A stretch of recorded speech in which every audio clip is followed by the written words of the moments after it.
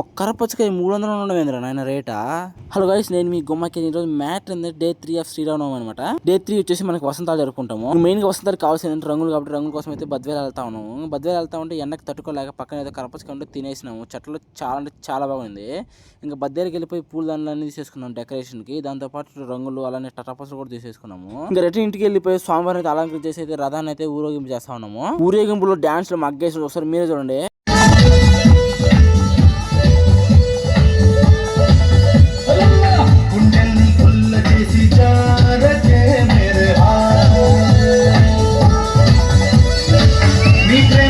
శైలరాజ మందిర శ్రీరామచంద్ర బాహు మధ్య విలసితేంద్రియ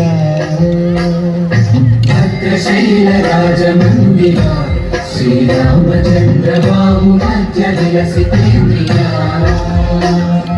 వేద వింత